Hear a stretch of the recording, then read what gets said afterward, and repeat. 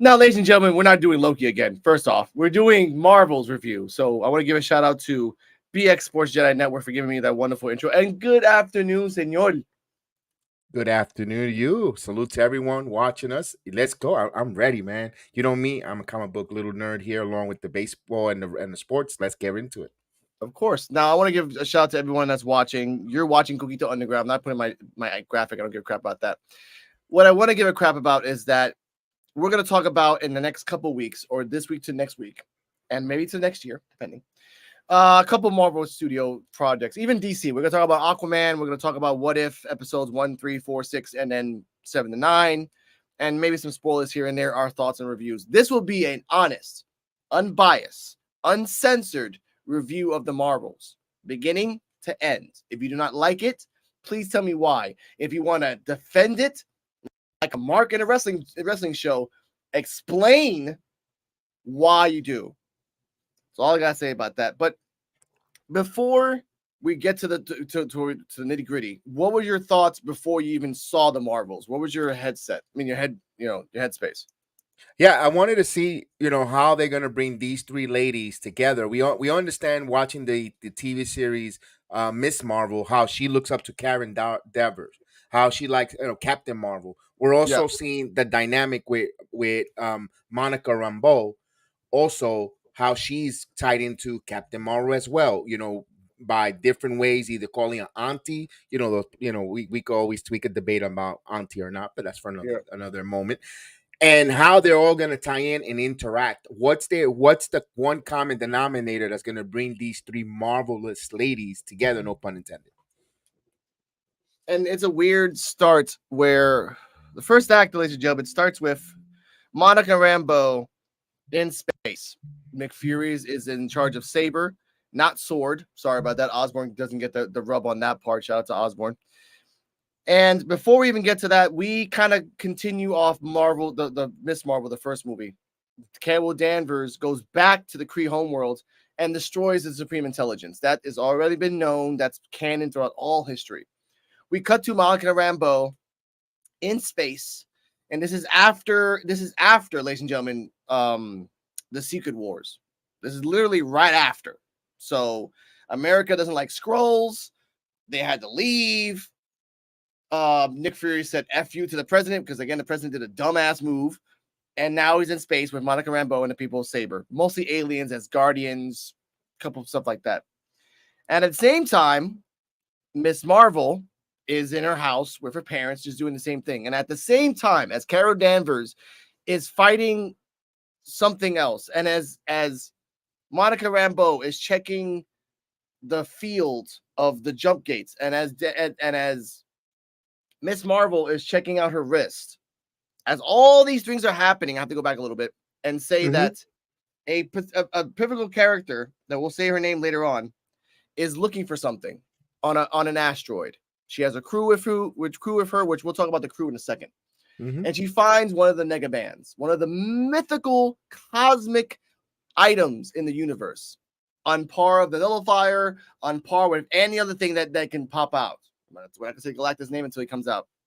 At the same time, when she put it on her arm, all three characters, Miss Marvel, Monica Rambeau, and Captain Marvel, activated their powers. And thus, the switcheroo happens. Now, what we're going to show you behind is what happens when certain people find out about it. Basically, it's a fight between Captain Marvel, Monica Rambeau, and everything else that you can see in the background. This is not our movie. This is our stuff. What were your thoughts on this interaction at the first act, Mr. Kevin? All right, when you were talking about the bongo, the cosmic bongo that The negabands, yeah, the mega bands that gets activated, yes. and of course that's one key of a tie-in, because this is something the Marvel movies has been doing, starting back with going into time and space, and every different movies of the Marvel universe and series are showing us the multiverse, time and space travel. And as you see that fight scene when they're interacting, jumping from their point of time, not going back in history, but changing space, time, Yep. Or changing space at the moment that each ladies are supposed to be at. We saw that now. That's what Marvel showing us the multiverse or time and space travel. We saw it with Doctor Strange, with American Chavez. We Yeah, saw that with of course, Spider-Man, with all the different Spider-Mans from all the different multiverse. We've seen that's it true. now.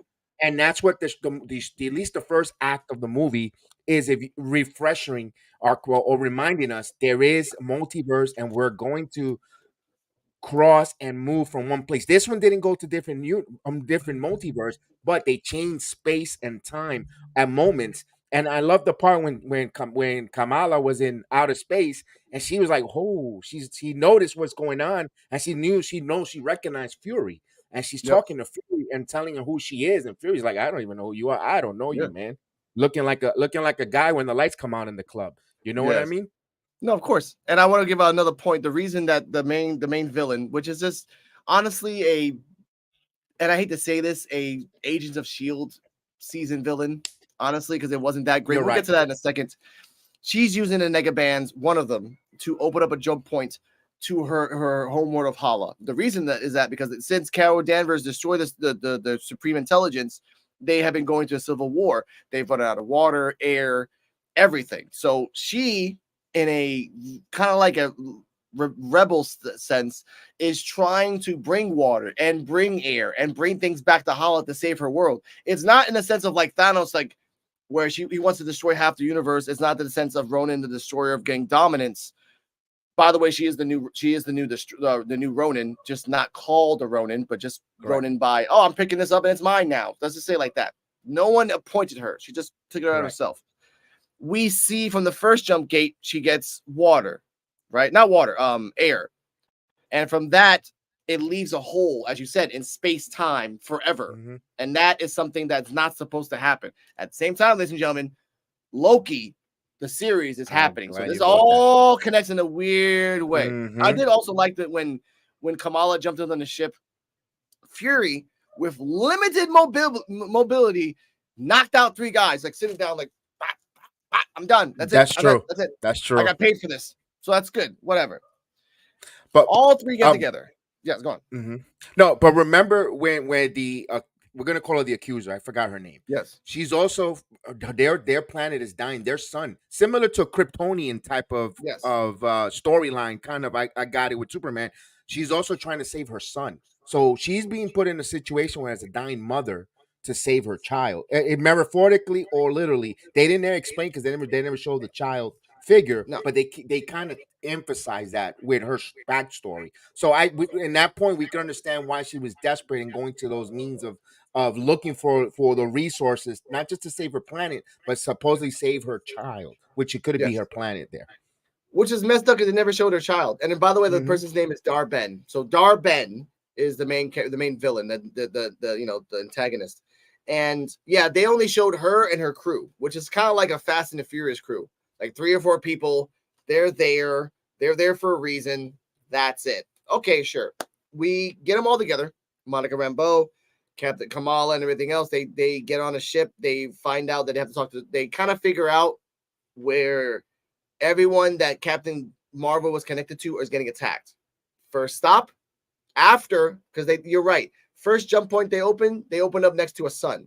No, that's the last part. First jump point they open up next to, I think it was air. And when we get there, we get to the one of the remaining scroll habitats that they're hiding, obviously, because they left the Earth because of the president. So they're just trying to live. Really, just not doing anything bad. They're not doing anything evil. They just want to live their life happy. Dar-Ben comes in before Carol Danvers and tells them, hey, we want to make a truce. I know that the Skrulls and the Kree have been fighting since the beginning of time.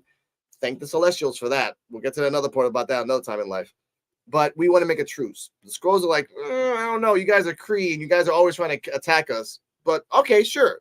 And when Carol Danvers comes in, you figure out that it's all a trap. We were just going to take you as slaves and then take your resources. Mhm.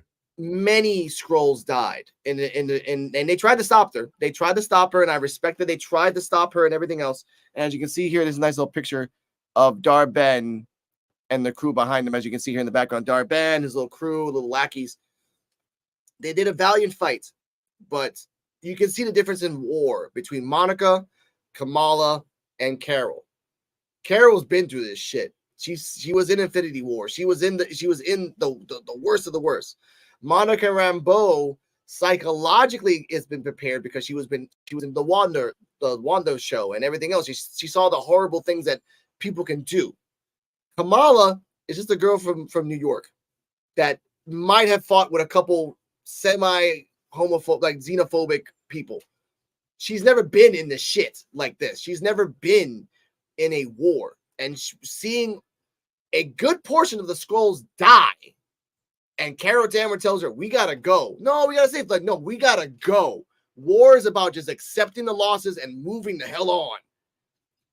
And that face, what were your thoughts on that? Because that part of the movie impacted me, and I love the acting of all three.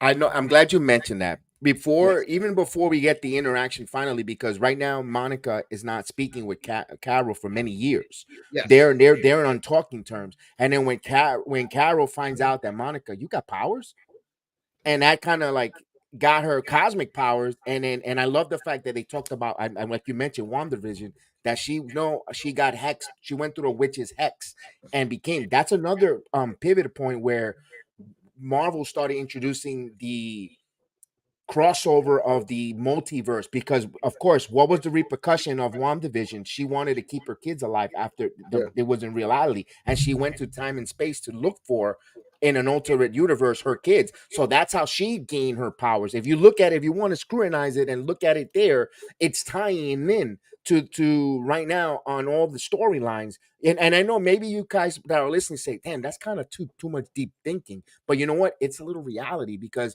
if and you got to appreciate that in a storytelling of a movie, if you have to, and it makes it important to watch not just the TV shows or the Disney Plus shows, but the movies, because they all kind of interact and connect. So I appreciated that with that aspect of the movie. And as well as for Kamala, she kind of fought. They call them they said mutants, because I just watched Miss Marvel before we came on, or kind of like Inhuman. So there is a little bit crossover. Were they Inhumans or were they mutants? Remember, they were in another world being that if they wanted to consume onto Earth, was going to destroy the Earth. So she kind of fought that off back in the partition part of India and Pakistan. So she didn't see kind of war like the way we're seeing the Skrull guys, but she saw some indifferences. And of course, she played a part in saving her great grandmother at that partition point. So she's all in her head is, I got to save people because I saved my grandmother. And that's why she gets conflicted when she sees the Skrull world coming and death, because she saved her grandmother. She thought she was going to play that hand there. And Carol, who was military trained, and like you said, Infinity Wars and so she knows losing Tony Stark, and all the casualty of wars, she can make that tough decision. So that's where we get to that pivotal point of the movie that you were mentioning.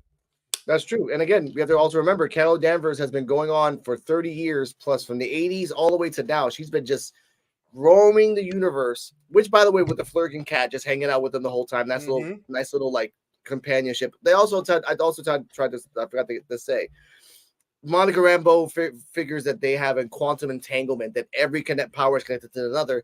And that's where we see, which I didn't like, the whole little montage with the ball. Practice with the ball, do this, do that. I'm like, okay, fine. This is like Spider-Man took forever to learn his suits. Iron Man took years to get the prep, but they just learned how to do quantum entanglements. Loki took thousands of years to learn how to time stop. Sure, let's go with that. Fine, whatever. They also find out that Darben's time jumps are affecting the universe in the long run.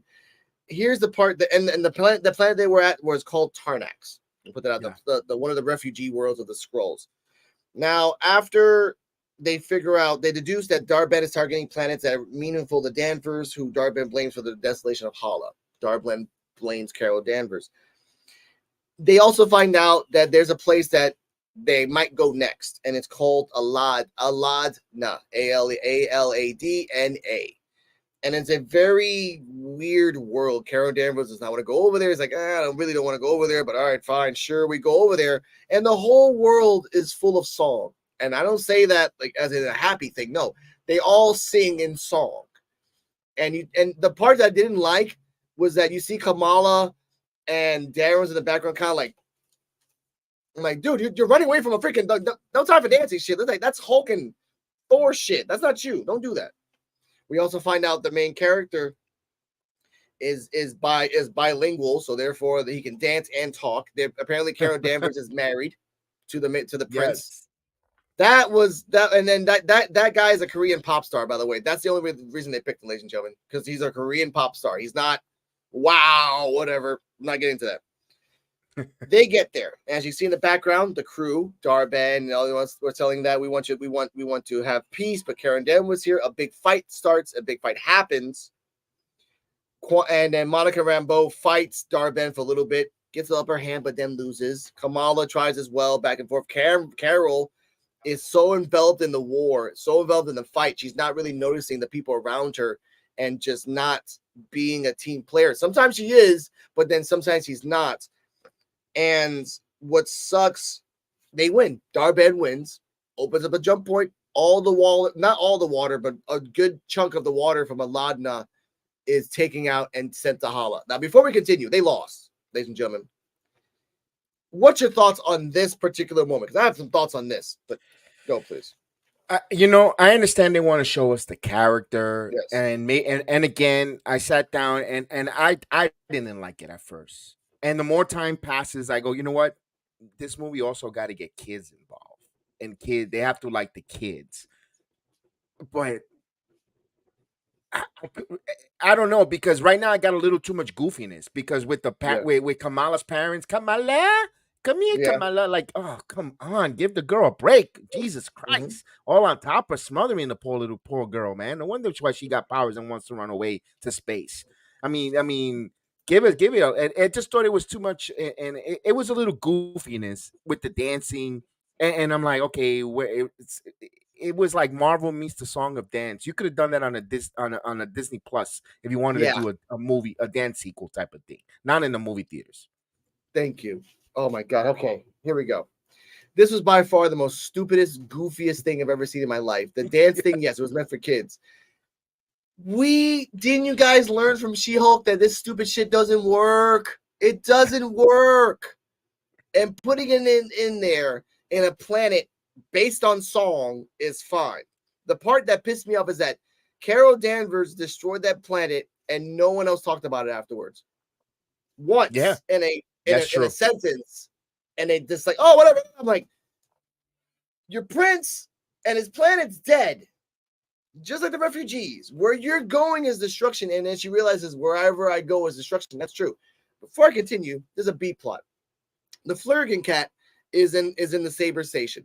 The Flurgan cat is, for some odd reason, spitting out eggs everywhere, and everyone's freaking out. The Asgardian people are like, what the hell's going on here? Nick Fury's like, what the hell's going on here?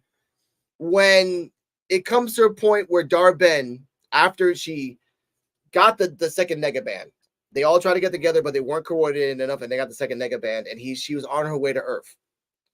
All those eggs, this is the B story, all those eggs hatched, and it was just a whole bunch of baby kitten Flurgans. As when Darben's coming and is going to absorb the sun, mind you, there's no Avengers to stop her. There's no, other than Saber, there's no one else to stop her. There's no one else. No one else. Mind you, this Asgardians somewhere in Norway. And by the way, ladies and gentlemen, we say that because during that second act, a cameo happened, and it was Valkyrie. And why do I bring up Valkyrie? Because I think this connects to the Secret Wars. We know that when this happens, Valkyrie took all the refugees of the Skulls and said, hey, we're going to Asgard. We're going to New Asgard. You have a home here. Boom. What are your thoughts on that? And what are the repercussions from the xenophobic president in Marvel? Because you know he doesn't want any Skrulls on Earth. And now they are in political, family with Asgardians, but you think America, give me your thoughts, because I think this is gonna. I think if they do this right, this was a solid first step to Osborn, the Dark Avengers, because it's all lining up for some weird reason. Except Thor can't be there right now. You know what? I didn't think about that. That's a good point of view. That's why I love doing these programs and talk about it from a different perspective. I didn't think about that there. That just right now, I'm like giving a minute to try to crop a hand on that. I just thought, it was a way of reminding us that they are a god. There's more than multi-human race and beings on Mhm. Earth, with the Earth Guardians, of course, and then reminding us that they took in the remaining scrolls to the new Asgard. When I saw Valkyria, I thought about, they're reminding us about Thor, and it's gonna connect with Loki. I didn't think about Yeah. that point of view, and good one on that. That totally just Yeah. right now, you just totally just expanded my thoughts there. No, good job there. Good job. Of course. It was a nice little Easter egg because I noticed that because Mhm. again, I grew up on the comics. I grew up with Dark Reign and everything else. Now, Osborn has nothing to do with mutants. So that's something that you can say, okay, we have nothing to do with mutants, but you can bring in Bullseye, Venom, Yes. Wolverine's son, Daken. And this can also connect to the Wolverine movie that's happening Mhm. soon with Deadpool. Like after all that happens, maybe something happens where he has a son by accident, and that son, Daken, could be one of the Avengers. Because I think it makes sense.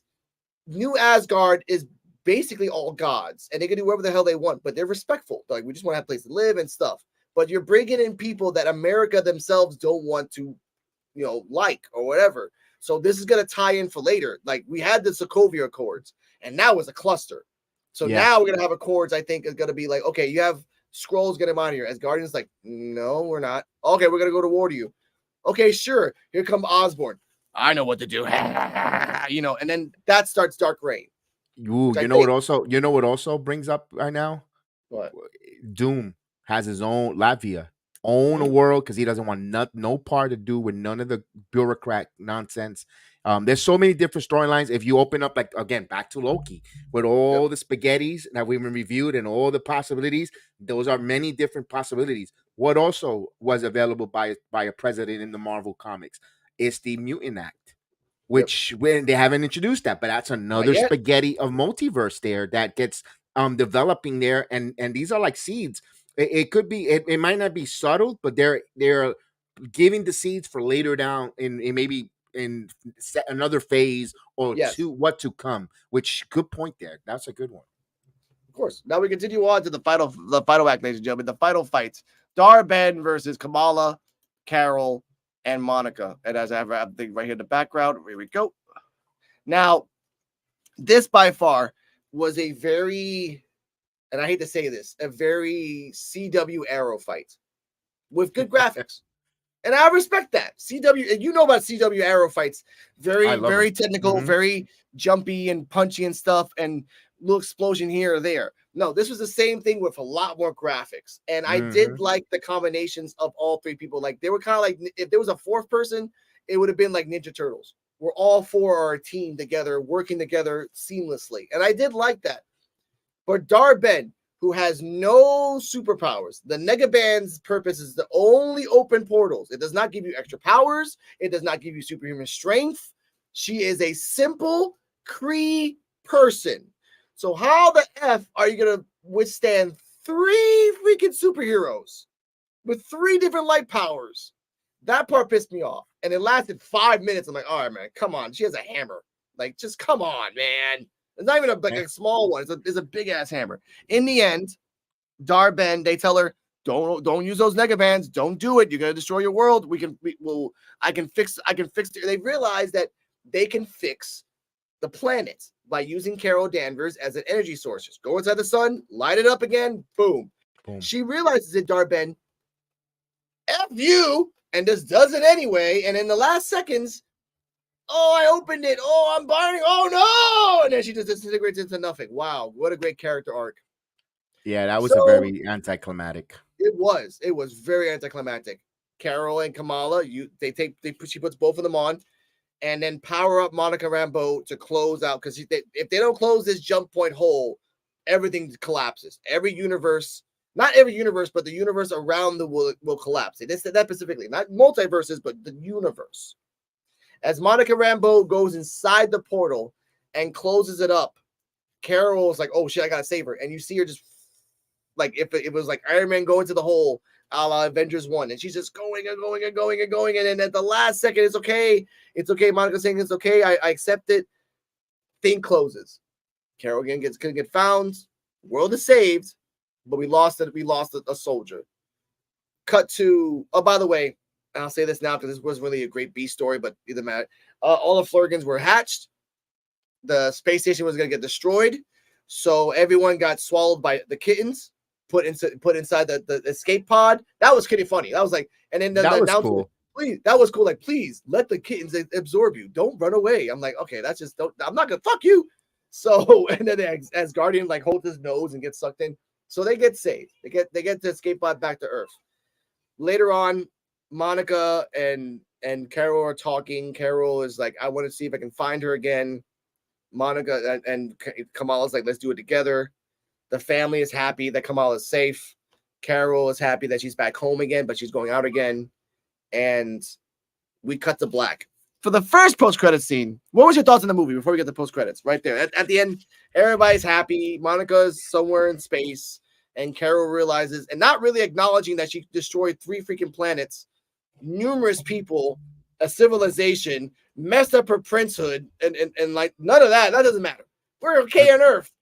Mm-hmm. What's your thoughts on that? All I thought was F them kids, like like the memes. But no, but other than that, it was, I guess that's them trying to, if you know what it felt like, you could feel, if you didn't know, and let me put it this way, if you knew there was no Hollywood strike or writer, and you came and then you come back from another planet and you saw that, and I would have told you, listen, there was a writer strike and there was a actor strike, you're like, oh, I could tell. And that's what that movie reflected. It reflected, like, we had to get it done before the strike was coming, or let's wrap it up after the strike. Whatever the case was, that's what that movie felt. It felt like they didn't really put a lot of time and effort, although we just finished saying about how different realities and storyline wise, but I'm talking about the ending to set up. It felt rushed. It felt like, we have to get this, we have to make a deadline, and now we're gonna lose millions of dollars with this movie, which I think they did, by the way, in the box office. They did. They lost 23 million subscribers from Elon Musk. They lost a whole bunch of money. We'll get to that later on in life. Yeah, so that was the repercussion there. When it goes to the black there, we knew, because we just finished watching Loki. We knew there was more to come. When even though that closes, doesn't mean they're gone. That's true. So that's why we were like, okay, what are we setting up for now? What part of this, not a sequel to the Marvels, but what TV series or Disney Plus series, or what future movies, or what phase are we setting up for? To me, when you want to, you watch this whole movie because you're waiting to find out the ending of what's next. And that's what happens a lot. And unfortunately, the Marvels got you there, like, all right, I want to see what they're setting up for next. And then with all the dancing, schmancing, and all the plots that didn't make sense, like, okay, let me, you know what? It's like when you want, like, just cut the cake. I just want to cut the cake. Happy birthday, yeah, cut the cake. Let me eat the cake, and let's get back to dancing. That's exactly what it felt like. That's true, and that what sucks too, because first post credit. My thoughts on this movie before we get to the post credits. This could have been a series. This could have been a series. This could have been a 6-episode series, 7-episode, maybe even 8 if you want to push it to expand more. But as a movie, very goofy, very stupid, very choreographed fight that, even though I know it's Marvel, you want to get it that way, it was very stupid. At my end, there were some funny points. Nick Fury shines like always because he's Nick Fury. Kamala was the highlight of the movie, and that's it. The family was only good for 3 minutes, and then after that, it was just like blah blah blah blah blah blah blah blah blah blah. Like they got Disney by the balls. Like, no, are you okay, Kamala? Kamala, you okay, Kamala? We made money off this. Make up more. Come on, more Kamala. I'm like, all right, that's enough. That's enough. I respect it. And Monica Rambeau going off into space, and Carol Danvers not really like accepting anything. I'm like, whatever, I guess. It just, there's stakes that's going to happen in the next couple of movies, ladies and gentlemen. And this was not a good stepping stone to get to those stakes. Now, first post-credit scene was Kamala was enjoying this little team up. So she snatched a Saber holopad and started recruiting. First person she recruited, Kate Bishop, or female Hawkeye, you want to call her. And she was just sitting there and stuff like, what are you doing here? Like, oh, give me the pizza, the dog pizza. and like, oh, you want to join the team, and that was the first post-credit scene. Now, before we get to the second one, what are your thoughts on the first post-credit scene and there's ramifications for this? So, what are your thoughts on this one? It reminded me of when the Avengers started, when Tony Stark Yeah. walks in and starts recruiting for the young. It's of course setting up for the young Avenger. No spoiler Yes. there. But I loved it because the first one, which you didn't think about, was Hawk, or it was the young Hawk girl. Of course we saw her. We saw that Marvel series last year, Hawkeye, which I thought was really good. I really enjoyed it, and to see her there, I'm like, oh, okay, now it's a reset. All right, if and maybe and of course there probably is a new generation of Marvel moviegoers that getting into it. Now they get like a reset in this later, and I appreciated that because the way she convinced her to join the team, and it was really cool. I was like, oh, okay, I'm stoked. I liked it. You know what? That was a dope one. I liked it. I liked it. And now is they gonna show us how they're gonna recruit them in a TV series, or are we gonna do a movie? That was the only question I had. You Yeah. know, that's the only question I had after that post screen. I think, like, because again, Echo's coming out, so I think they're gonna pick up Echo, and there's no new live action shows coming out right now, and there's no new movies coming out right now as of time. So I guess Echo's the only one. Like after that, I'm guessing Echo's gonna be picked up, and then another one. The part that I want to say the ramifications is that, ladies and gentlemen, all these superheroes are going to die in the Avengers first movie. They're going to die. So I want you to remember that. They're going to fight Kang, Kamala, Bishop, Echo. One of them has superpowers. One of them can shoot an arrow. One of them has a leg against a Kang. I want to put that out there. They're not going to win this war. The second movie, yeah, sure. But I want to put that out there. That's what I like about this. Everyone's all happy-going. The first Avengers, people died, dude. A lot of people died. In Infinity War, a lot of people died. So I want to put that out there. Second post-credits, as we see in the background, Monica Rambeau wakes up on a medical bed, like, what the hell am I doing here? I was in space. I had clothes on. Who took my clothes off? That's very industry, whatever. And she sees a person next to her named her mom. Oh, you're my mom. Oh, stuff. Hey, what's going on, mom? Like, who the fuck? I ain't your mom. I ain't got knocked up. What the hell? I'm keeping it tight. Maria. Talking about exactly. So as we're talking about this, we find out that someone in the background is talking. And when I heard this the first time, I'm like, that's motherfucking Kelsey Grammer. Wait a minute, what the fuck's Kelsey Grammer doing here? And as we see, he explains that by you doing that act, Monica Rambeau, you got transported hypothetically, well, not hypothetically, but you got transported to another dimension, and now you're here. And her mom's like, I'm not your mom. My name is Binary, a person that was an X-Men, famous X-Men character, actually. Not famous, but semi-famous. So it ends right there with Beast, Binary, and Monica Rambeau. And we don't know that she's in the 838 universe, but we're just going to say we're going to call it the X-Men universe. So what are your thoughts on Monica being in the X-Men universe? Right, at all the place that she jumps there, with Binary, with seeing her mom there, that was a good setup because I didn't, when I saw the medic and I saw how clean that was, I didn't say, could it be X-Men though? But I didn't remember her being called Binary. So I Yeah. didn't remember. So until you said Kelsey Grammer comes out, oh, they introduced the X-Men. So of course they've been teasing that, and now they finally arrived. What a good way of introducing them to the Marvel universe on that there, because she just happens to fall into whatever universe that is, where the X-Men. Now we want to know more about this story. Forget about the recruitment of the Young Avengers. Now I want to know about this story. I want to know, you know what?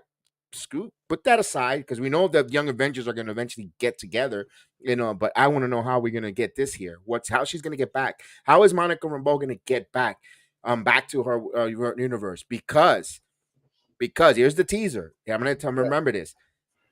Scarlet Witch used her magic to go into different universe and time because she pulled Pietro, her brother, out of that universe into the WandaVision program. It was her brother Peter, but she took the one from that universe. We don't know if it's that one. I'm just saying, I'm assuming it's that Peter from that universe. So could a Maximoff bring Monica back into her reality, because we know from the movies Doctor Strange she could go into multiverse as well Yes. and jump in. So now that's leaving more questions. You got questions now.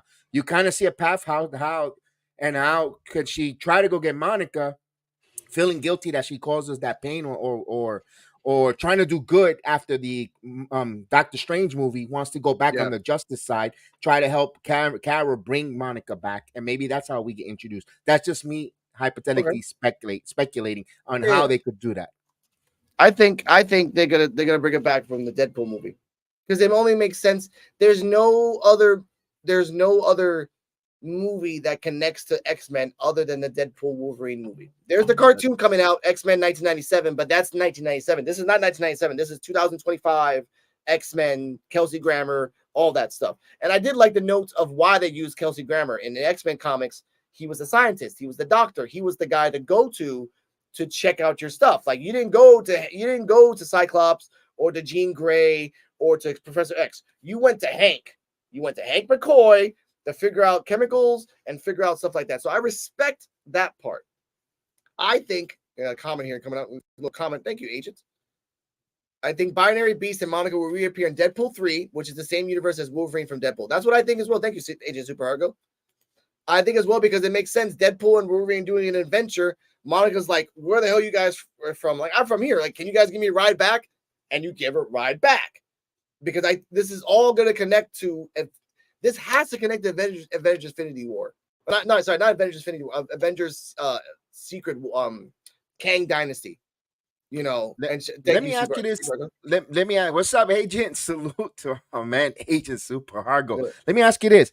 With knowing what's going on with the legal trouble with the actor, with Kang, Jonathan Majors, do you think they're going to recast it? Because they talked about they were going to scrap the whole Kang himself, the character. And put Doom. Yeah, put Doom. Yeah, I know. What do you think they're going to go? What direction they're going to go there?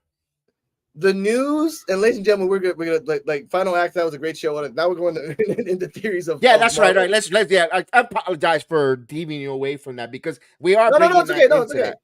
Quite right. This connects to everything, because again, this has to connect to everything. This connects to the Avenger, like the Secret Wars and all that stuff. Now, this came out yesterday of a rumor that they're still going with Jonathan Majors, and that the Beyonder is going to be a variant of Kang. Because again, the Beyonder could either be a variant of Kang or a variant of Doom. There's only two types. There's no third option. So I want to find out where they're pulling the trigger. I can't answer the question for you, Kev, because they themselves don't know what the hell they're going to do. They can go with Jonathan Majors. They still have all the footage. They still have all the likeness. They can CGI his ass and everything and not use him at all. They have all the audio of him anyway, so they don't really need him anymore legally. Now, to find a new actor, to prep him up, to put everything, all stock into the new guy, that's something Marvel has to either take a step forward or take a step back and say, no, we can't do that. Because they just invested all their money into Jonathan Majors. It failed by legal standards. So you have a choice. You can do what you can do. Thank you. That's exactly what I heard, Coquito. That's what I heard too. So you can either do what Rogue One did and use General Tarkin's face and just use that, or you're gonna have to like cut. Here we go. Boyega or Denzel Washington as Doom, or as a see. That's the thing I like though. They can use a variant of Jonathan Majors and say that's Kang. Now they put themselves in the corner by making a Coliseum. Remember the end of Ant-Man where everybody was Kang, everybody was Jonathan Majors. Switch it up. The Beyonder was the one that was not, and he separated himself from that. That's why he looks different. That's why he could be the first Kang, and everyone else became like a lesser. The Beyonder, exactly. What about a love child with the lady that got taken that from Renslayer. Not Renslayer. A love child. And then you could introduce a new agent that she feeds him Kang's knowledge and what not to, and shows him the future, and then he becomes a Beyonder. Then you could kind of You're right. You're right, because they didn't. The way they set up Renslayer at the end wasn't an ending. It was a continuation. They said it that like, oh, we just said we ended it like this because like no. The way you ended Loki season 2 was it was closed, but there were still chapters that were open ended. And the way that you specifically said that TVA's purpose now is to track down Kangs, you can use that and say all the Kangs were picked up by the TVA. Now there's this new version, blah blah blah blah blah, and work it out. You can. Loki set that up perfectly. What Marvel has to do now is pull the trigger. Stand with Jonathan Majors, at least his likeness, and work it to the end, or do Doom. Or you want to go so far left, everyone's been talking about Mephisto for 3-4 years. Bring in Mephisto. Yeah, let's go. That can connect to everything. The Madam Spider, that can connect to Spider-Man. And that also, oh my God, yes, there's another movie coming out. It's called Madam Spider. Oh God. Ugh. Okay. I have not seen anything on that, and I'm curious. It's made by Sony. Oh, forget it. Exactly.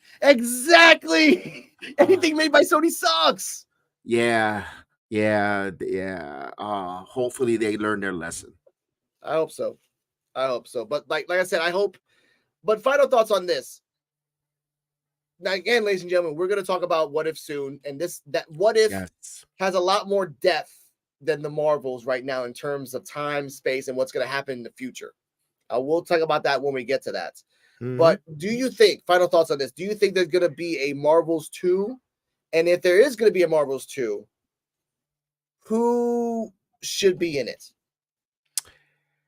Here's a name that I thought, America Chavez. We saw America Chavez in the Doctor Strange. She could punch into different reality and space. If they find out, Carol Danvers, like, again, I was mentioning, remember I mentioned earlier about Scarlet Witch.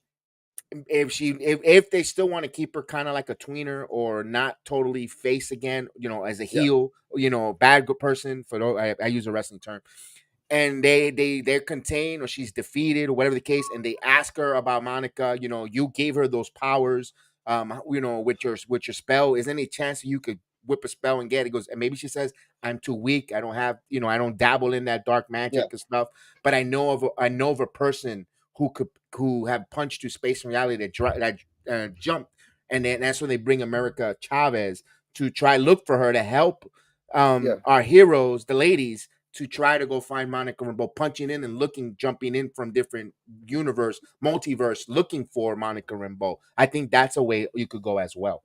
And that can also connect to What If season 2. That can connect to, because again, we're not done yet, ladies and gentlemen. We're at episode 6. Episode 6 for me was by far the best episode ever, because it explained a lot of history that people tend to forget. But we'll get to that later. We'll get to that soon when it gets to there. And again, the Marvel Zombie show is supposed to come soon. 1997 X-Men is supposed to come soon. Echo is supposed to come soon in a couple months. She-Hulk 2 is coming out. Whatever. Freaking the Blade movie's coming out in a couple months too, like a few months. Like everything's all lining up, and I like that. But I want to thank you, Mr. Kevin, for giving me the time and the pleasure and the honor to talk about the Marvels. Even though, you know what, let's grade this shit because I want to be fair. 1 out of 5. Let's go. I'll give it a 3 because of all the different spaghettis of stuff in there. Oh, that's a good point. Before we go, what movie will Vision show up in? White Vision is still, somewhere on Earth. I don't know, because I'm hoping he'll show up maybe to help. If they make something to do with Kang, maybe with his intelligence, I don't know. He's like a Haley's Comet, because we're wondering when is White Vision showing up. I really don't know. I'm like, where is he? What's he gonna do? What's the purpose of White Vision? I really don't know. That's the thing, though, because then you think about it, because he is looking for purpose. That's his purpose now. He's looking for purpose. He doesn't know where to go. He doesn't trust the government. He's not going to trust Nick Fury. Scarlet Witch is gone in that world, and there's no one to talk to him. So, but he has to be connected to. This is the part that I get pissed off. If they never use him in the next 3 years, that is by far the most dumbest thing ever. Because again, he's part of the West Coast Avengers. You can make West Coast Avengers. Yes, you can. And work that out. That's all you gotta do. And Alex, you know what? Even better. Sorry, even better said is Echo fights Kingpin in the series. Right? I'm spoiling. I'm not even spoiling. I'm guessing here. Echo fights Kingpin in the series. She has to leave New York because it's too dangerous. She goes to California. West Coast. Boom, West Coast Avengers. Right off the bat. Yeah. I was gonna ask, what is White Vision's powers? Can he travel multi-dimensions? He has the same powers as Vision, except he doesn't have a soul. That's the only thing. He has the same powers as Vision, except he doesn't have a soul. He's all logic. He has the memories of Vision, but not the heart and the emotion behind it. So therefore, he's just he's like an MP3 player watching videos. There's no emotion behind it. Just watching it. And that's the thing. And here's a good point by Agents. He will definitely have to show up in Avengers movie because it's supposed to be loaded with characters, but he should show up before that. He should show before that. He should show up. He should show up when Blade's somewhere in freaking Russia, Latveria, and then out of nowhere he sees Vision on top of a mountain. Vision can be in Scarlet Witch's hometown, just living there, because that's the only thing he remembers. What's left of it, because that place is destroyed. Right. Sokovia is destroyed, but he's just there. That's it. What if Vision is part of? Is the Marvel Zombies going to be animated, or is it going to be zombie? Animated. Oh no, they can be, but he can be part of the Midnight Suns with Blade and Ghost Rider. Yeah, show up with Moon. I mean, it's a lot of different variables there. Also, this is a wholly left field. What's up with the Eternals? I mean, they left us with the hell of a with Excalibur there, and Blade came out in that. That's where you could pop up a Vision, because remember, he could go up against these vampires or these monsters because he's soulless. He's not gonna get if he gets attacked or killed, he's not going to turn into a vampire. You know what's ironic? Punisher's in the Midnight Suns too. Oh man, I don't know if it makes sense.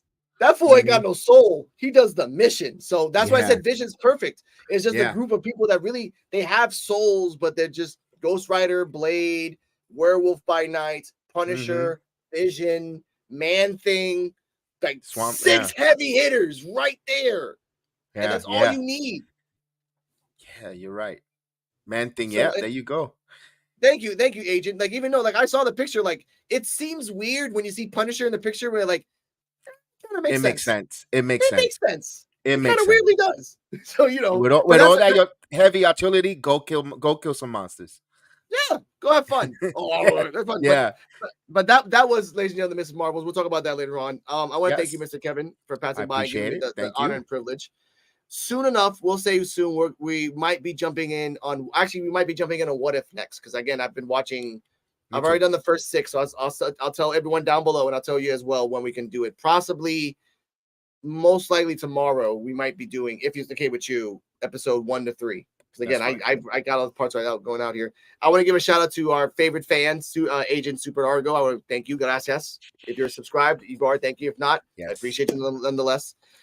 Stay healthy, stay happy, and remember that Coquito Underground is about having fun, talking about things, being honest, and just shooting the shit. Because honestly, if we're not being honest, then hell, here we go. I missed it, guys. I'll catch you in the next one. Of course, man. We haven't done the freaking What If yet. We'll do it soon. I got you, man. Stay healthy. Stay happy. I find the thing if I'm trying to stall here. Here we go. And good night. There you go. You've made a mistake coming here. Release Superman while you still can. You do not know the power of the dark side.